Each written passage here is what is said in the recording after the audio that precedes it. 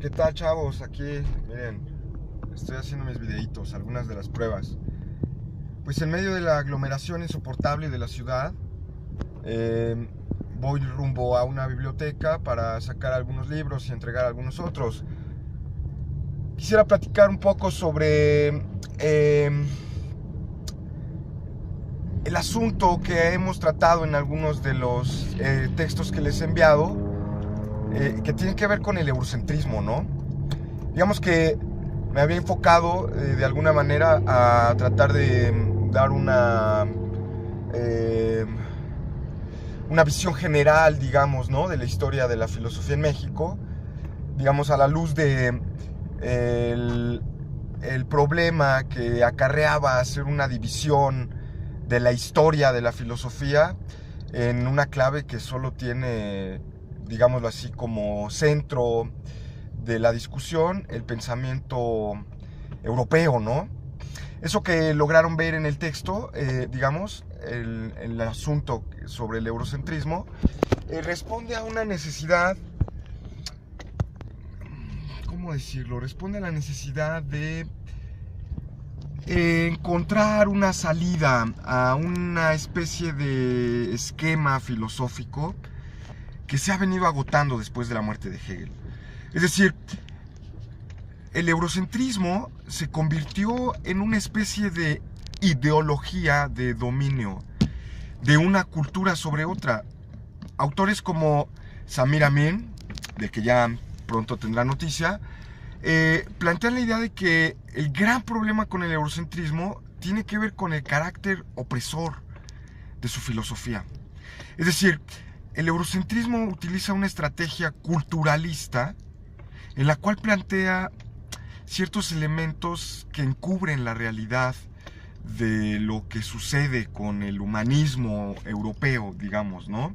Es decir, el europeo se presenta a sí mismo como la cultura única capaz de elaborar ciertos productos culturales propios de lo que nosotros llamaríamos modernidad, ¿no? Es decir, la historia del mundo en clave antigüedad, Grecia, Roma, el nacimiento del cristianismo, ¿no? En este ambiente helénico que del imperio romano se encargará de difundir.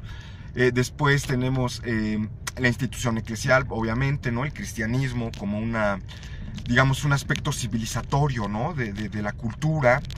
Y por otro lado, tenemos también la idea de la ciencia como un saber, digámoslo así, que han sido prácticamente todos los europeos, ¿no? Los que han dominado el ambiente científico, empezando por la revolución copernicana, ¿no? Nicolás Copérnico, y terminar, digámoslo, con Isaac Newton, este físico inglés, ¿no?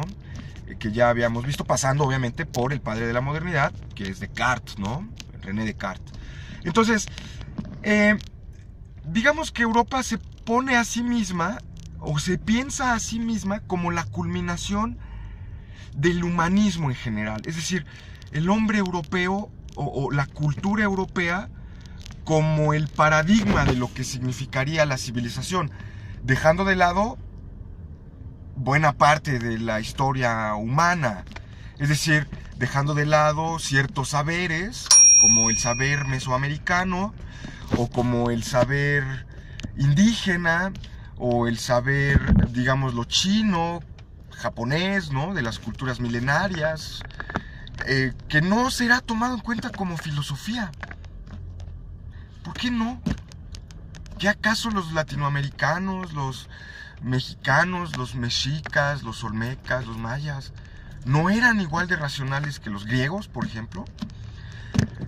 Esa exploración es la que vamos a tratar de dar a lo largo de el curso, ¿no? De filosofía mexicana. Vamos a tratar de preguntarnos qué tan válido es afirmar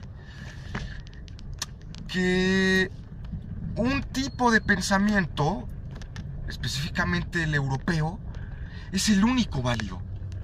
El único válido entendido como cuando uno pregunta por la tradición de la filosofía, la mayor parte de las veces la historia nos remite a puros escritores occidentales, o lo que Europa llama Occidente, es decir, la modernidad europea, Estados Unidos, ¿no? Y todo aquello que representa de alguna manera un avance civilizatorio. Es decir, como si los seres humanos de Latinoamérica fuésemos incapaces, o de México, fuésemos incapaces de la cultura refinada, como por ejemplo las personas que viven en Viena, ¿no? Que van al vals mientras nosotros pues vamos a los bailes, ¿no? Mientras ellos escuchan Beethoven, ¿no? Nosotros escuchamos aquí La Arrolladora, Banda Limón, y bueno, pues eso es de alguna manera un símbolo de nuestra incultura, de nuestra propia falta de gusto universal. Es decir, como si solo Europa fuese la única cultura capaz de valores universales. Valores universales, digámoslo, en el sentido incluso de la filosofía, entendida como el gran valor de la racionalidad occidental. O sea, el arte, los estereotipos de belleza, los estereotipos de cultura, los estereotipos de civilización, todos son europeos. Piensen en el tipo de belleza que más nos gusta, ¿no? Las mujeres rubias, altas, bueno, no sé, pero supongo, ¿no? Que la televisión está llena de mujeres con esas características, porque pues, ¿a quién le gusta ver a una indígena toda fea, verdad? Toda pobre. Pues mejor vamos a ver a una güerota, ¿no? O vamos a ver a una alemana que nos hable y que, bueno, y ahí digamos que perdemos cierto rasgo de nuestra propia identidad cultural. En aras de parecer lo que es Europa, parece que no nos queda otra estrategia más que negar nuestra propia autenticidad, negar el hecho de ser como somos, de tener una cultura que... ¿Cuál es la aportación universal de México a la cultura? ¿Cuál es el filósofo que México le dio a la humanidad?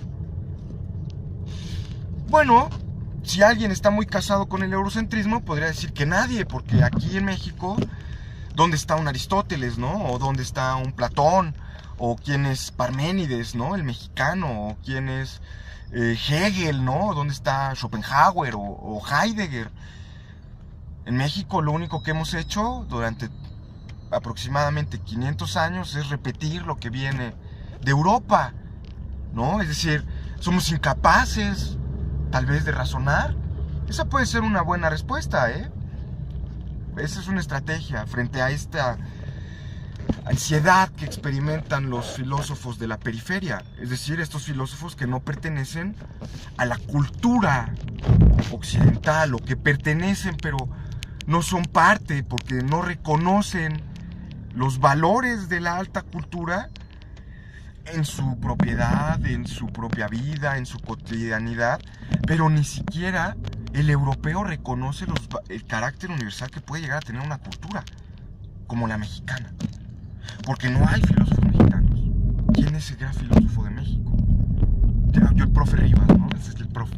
Yo soy el gran filósofo de México. O los padres, ¿no? Que nos dan clases. Esos. No, pues todos somos repetidores, ¿no? ¿Se dan cuenta? Yo hice una tesis sobre Kant. ¿Quién va a hacer una tesis aquí sobre Huitzilopochtli o sobre